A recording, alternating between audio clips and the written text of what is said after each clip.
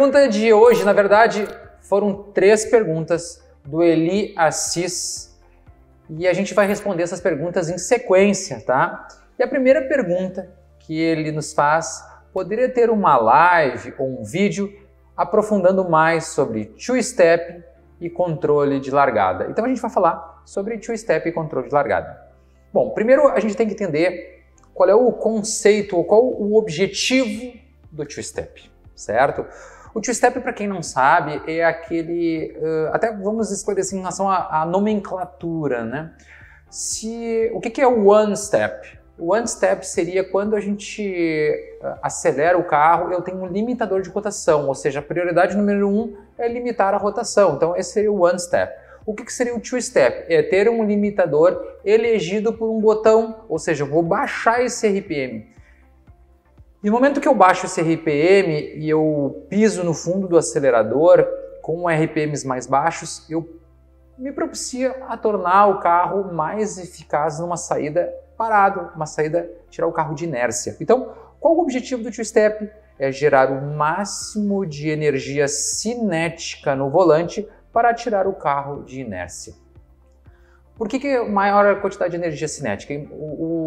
Isso é uma coisa importante. O volante, o pessoal costuma dizer que o volante gera torque, tá errado, tá? Quem gera torque é a relação existente entre a força que o pistão... Aqui vamos pegar como exemplo aí um belo exemplar de pistão e biela, pistão de top fuel, com uma biela de alumínio Bill Miller. Então olha só, imagina o seguinte, tá pessoal? Quando o meu pistão recebe aquela onda de pressão, essa pressão é transformada em força, né? E essa força empurra a minha biela, vai empurrar a minha biela, e a biela ela vai empurrar meu virabrequim. E essa força vezes a distância entre moinhão e moente vai me gerar o torque.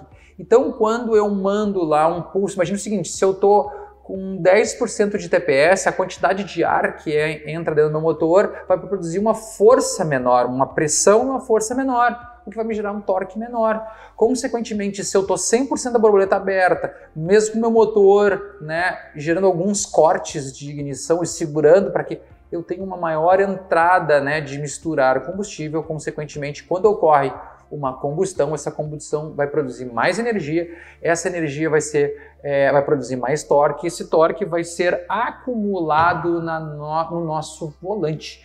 Ou seja, quando eu tirar o pé da embreagem, a quantidade de energia cinética acumulada no nosso volante é maior e vai tirar o meu carro de inércia com maior facilidade. Então esse é o objetivo do two-step.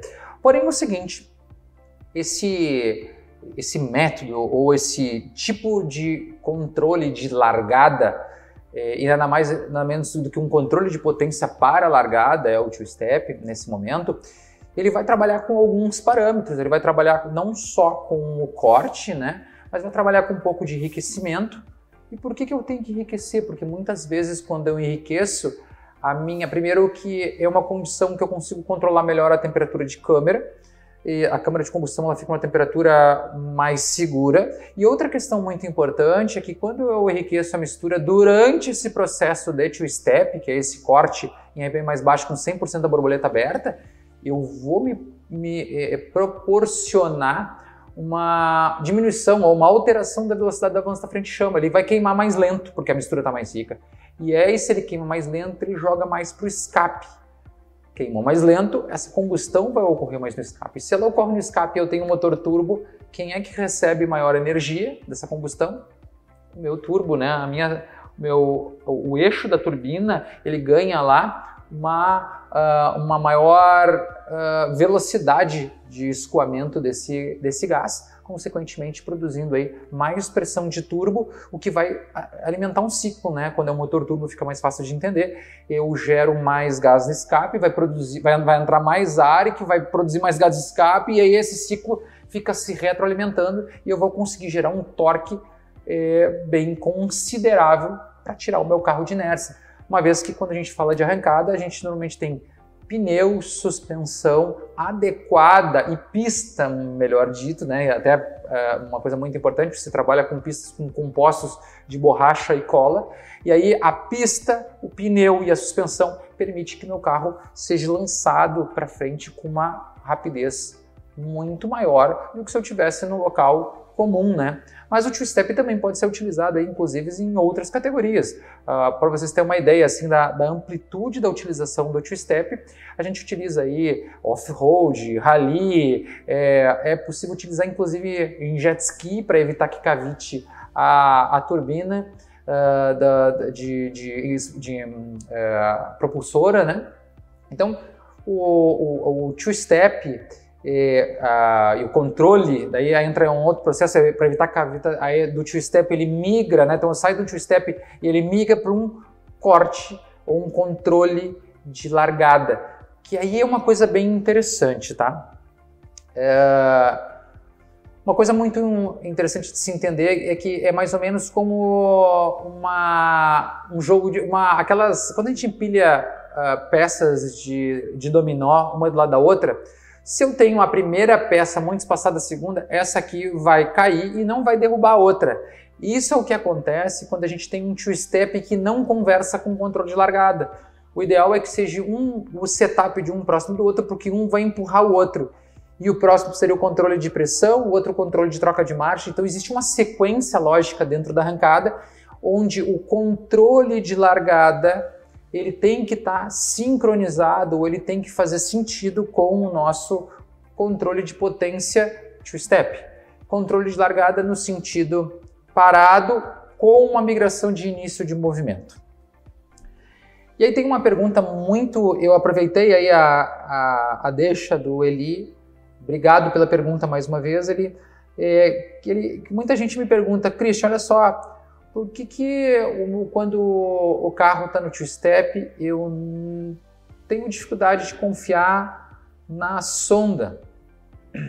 Por que não podemos confiar na sonda durante o two-step? Porque o que acontece, tá? Quando a gente tem o que a sonda mede, na verdade? Muita gente acredita que a sonda ela mede mistura ar-combustível. Isso está errado. A sonda ela mede a quantidade de oxigênio livre dentro do escape. Se ela mede a quantidade de oxigênio livre dentro do escape, se eu tenho por algum motivo o motor admitiu, comprimiu e falhou a ignição para controlar a potência, eu vou ter um bombeamento de ar que não queimou. E aí o que o meu sensor, em vez de mostrar uma mistura rica, ele vai mostrar uma mistura pobre, porque jogou uma quantidade muito grande de oxigênio e ele lê a quantidade de oxigênio. Muito oxigênio pobre, pouco oxigênio rico. É sinal que ou a conversão foi melhor ou pior. Por isso que a gente tem dificuldade de se basear ou ter uma referência correta do two-step relacionado ao sensor de oxigênio, tá bom? E tem uma outra pergunta muito pertinente relacionada ao two-step também, tá, pessoal? E eu aproveitei aí como eu falei, a deixa do Eli e acabei pensando algumas perguntas dentro dos nossos, tanto da plataforma de treinamento, dentro dos próprios treinamentos, também como no YouTube, muita gente acaba perguntando sobre isso. O two-step pode danificar o motor e por quê?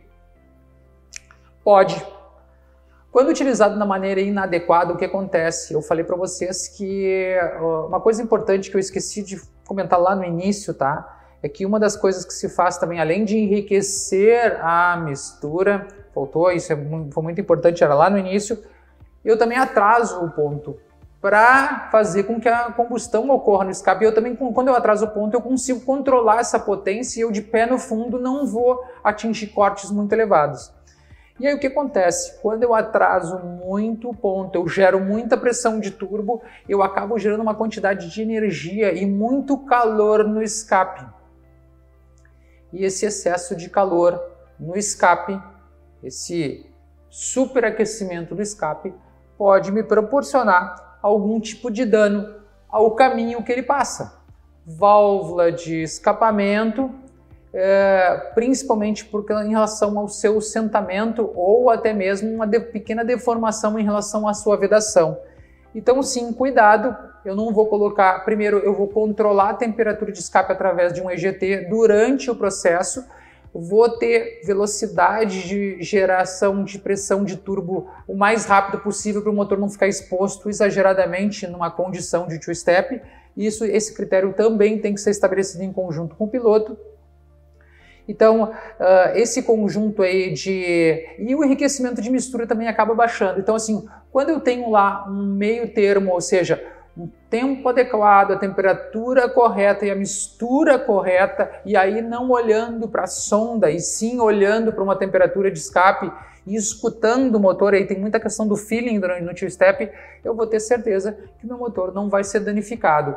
E até existe uma técnica que muito piloto experiente faz, é que quando está preparando o carro no two-step, o que é preparar o carro no two-step? É fazer com que já gere calor no escape, mas não com 100% TPS. Então o cara vai indo para a região de stage, de pré-stage, melhor dito, com o carro com 30% de borboleta, com 15% de borboleta e não de pé no fundo, e já com o two-step acionado. Então o motor não está recebendo aquela quantidade de energia tão grande, não está produzindo tanto calor, mas já está com o escape quente. Quando ele empurrar o pé, automaticamente ele expula a turbina rapidamente e entrega a pressão-alvo de largada em um curto espaço de tempo sem expor o motor a uma condição de temperatura que pode vir a danificá-lo.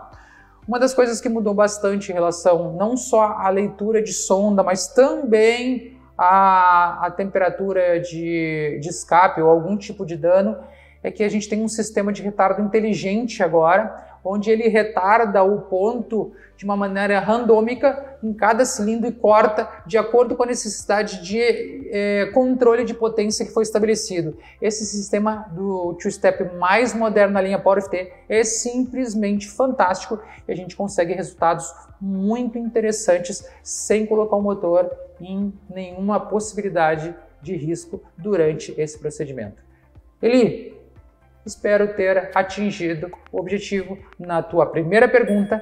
Não esqueçam que tem mais 2 perguntas do Eli que a gente vai ver nos próximos FT Education Responde.